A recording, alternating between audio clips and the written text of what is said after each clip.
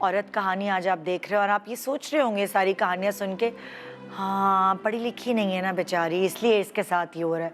अच्छा, लो क्लास में ऐसा तो होता है। मैं आपको ना एक ऐसी औरत से मिलवा रही हूँ जो खुद भी एजुकेटेड है और उनके मियाँ भी एजुकेटेड हैं, लेकिन उनके साथ ज़िंदगी में क्यों ज़्यादती हुई? वो तो पढ़ी लिखी हैं, वो तो अपने पैरों पे भी खड़ी हो सकती है, लेकिन वो कहते हैं ना, नसीब और ज़्यादतियाँ ये सब चीज़ें नहीं देखती। मेरे सामने इस वक्त नाज़िया बैठी है और नाज़िया की जब आप गुफ्तगू सुनेंगे, ये बहुत अच्छी हैं, बात करने में एजुकेटेड हैं, लेकिन नाज़िया की ज़िंदगी भी कोई आइडियल ज़िंदगी नहीं है। जी नाज़िया, आप कैसे शेल्टर में पहुंची? मेरे हस्बैंड ने 20 इयर्स की मैरिज के बाद 20 साल आपकी शादी रही? जी, मुझे आप कितनी पढ़ी लिखी हैं पहले तो मुझे ये बताएं। मैं ग्रेजुएशन की है और इंग्लिश भी बोल सकती हैं, उर्दू भी कम्युनिकेट कर सकती हैं, लैंग्वेजेस पे उबूर हासिल है। कितने बच्चे हैं आपके? मेरे 3 बच्चे हैं। 3 बच्चे जी। उनकी क्या एजेस? सबसे बड़ी तो 18 प्लस है, फिर 15 और उनके बाद सबसे छोटी जो है वो 8 इयर्स की है। अच्छा, कुछ काम करती थी या हाउसवाइफ थी? नहीं, मैं हाउसवाइफ थी, कोई काम नहीं करती। क्या हुआ ज़िंदगी में 20 साल बाद, क्या ऐसा चेंज आया आपकी ज़िंदगी में? बस इनके ऑफिस में अफेयर हो गया और वहाँ 1 साल तक चला। उसके बाद उन्होंने शादी कर ली उसके साथ, और जो सेकंड वाइफ थी उन्होंने कहा कि मैं शेयरिंग बर्दाश्त नहीं कर सकती। आपके हस्बैंड ने अपने ऑफिस में अफेयर चलाया, उस लड़की से शादी की, उसने कहा शादी मैं तभी करूँगी जब तुम फर्स्ट वाइफ को डिवोर्स करो। इस पे ये एग्री नहीं किया इन्होंने, और इन्होंने कहा कि मैं फर्स्ट वाइफ को भी आपको नहीं छोड़ना चाहा? आपके साथ रवैया सही था इनका? हाँ, बिल्कुल सही था। तो वो लोग शादी कर ली, उसने कहा ओके आप नहीं छोड़िएगा, मैं भी रहूँगी, वो भी। तो शादी के बाद फिर वो एकदम चेंज हो गई। हाँ। व्हेन शी गेट, वो प्रेग्नेंट हो गई, फिर वो चेंज हो गई। अपनी फैमिली के साथ उन्होंने कांटेक्ट किया, फिर उन्होंने लाइफ थ्रेट्स देना शुरू कर दिए कि आप अपनी फर्स्ट वाइफ को डिवोर्स करो और अदरवाइज जान से मार देंगे। किसको जान से मार देंगे? हस्बैंड को भी, और जाहिर है कि उनके बाद यानी कि जो सेकंड वाइफ के मैके वाले हैं वो बहुत स्ट्रांग थे, बदमाशी की उन्होंने। जी बिल्कुल, कि हम जान से मार देंगे तो मैं अपनी बीवी को जी डिवोर्स करूं। जी।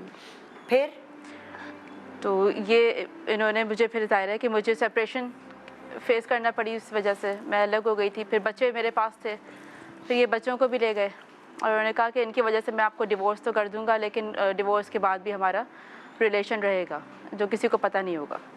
सो मैंने मना कर दिया। मैंने कहा ये तो मैं नहीं कर सकती, और लेकिन ये कि ठीक है बच्चे आप अगर आपका मजबूर हैं तो बच्चे फिर आप मेरे बच्चे मेरे साथ सेट कर दें, और जो सेकंड वाइफ के साथ आपका एक न्यू बेबी आ रहा है तो आप अपनी लाइफ, अच्छी लाइफ, एक लग्जरी लाइफ आप जी रहे हैं, आप कंटिन्यू करें अपनी लाइफ। वेल ऑफ है, मतलब खाते पीते घर आने से यस यस बिल्कुल।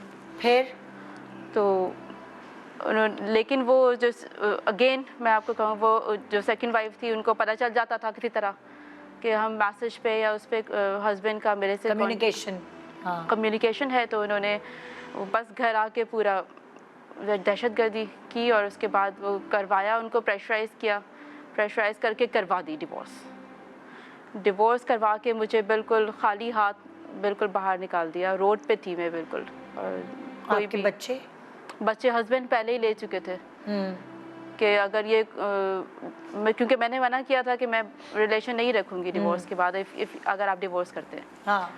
तो वो बच्चे ले गए थे कि बच्चों की वजह से, बच्चे कमज़ोरी मेरी बहुत ज़बरदस्त, तो बच्चों के पीछे ही आएंगी और जैसा जैसा हम कहते जाएंगे वैसे वैसे करती जाएंगी।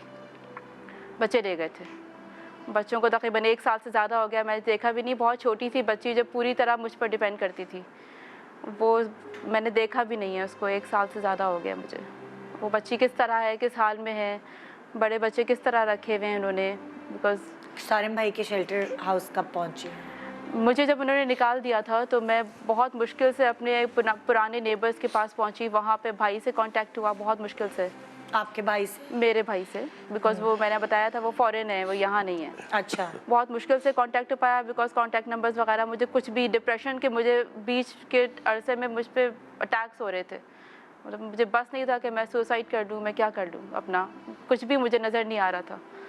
रोड पे निकाल दिया था, मुझे पता था कि यही करेंगे अब अकेली को।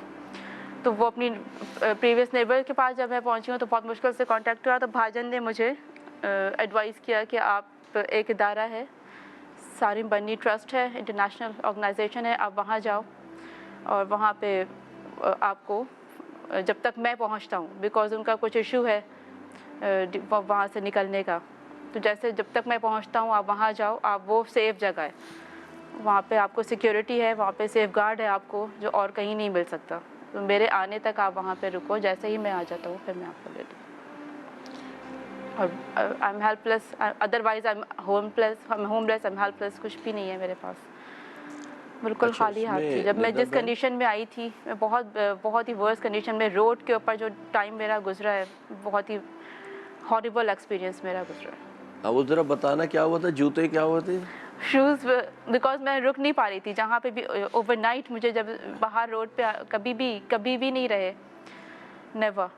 तो वो जब रोड पे मैं जहाँ मैं रुकती थी वहाँ पे इकट्ठा होना शुरू हो जाते थे, तो मैंने सोचा मैं बैठ तो पा नहीं रही हूँ, फिर मैंने चलना शुरू कर दिया था रोड पे। किधर जा रही हूँ, कौन सी रोड है, रात का अंधेरे में मुझे कुछ समझ, मैं सिर्फ चल इसलिए रही थी क्योंकि मैं रुक नहीं पा रही थी। जहाँ मैं रुक रही थी वहाँ वहाँ लोग पर जमा हो रहे थे। जमा होना रात में, आफ्टर मिडनाइट के भी बाद, और शूज भी टूट गए थे और चल उसमें के। चलते मेरे शूज़ घिस के भी टूट के बेचारे वो टूट गए थे। तो मैं आई वाज तो आपको बेयरफुट, रास्ता भी नहीं पता था कि कुछ कहाँ भी किस मुझे तरह? समझ नहीं आ रहा था उस वक्त। मैं बहुत घबराई हुई थी, बहुत ज़्यादा, बिकॉज हम कभी भी नहीं रहे अपने घर में भी, पेरेंट्स के घर में भी कभी भी अपने बड़ों के बगैर कभी अकेले भी नहीं निकले, और शादी के बाद भी मेरे हस्बैंड को बहुत अच्छी तरीके से पता है कि मैं नहीं निकली कभी, मैं रही भी नहीं कभी अकेली।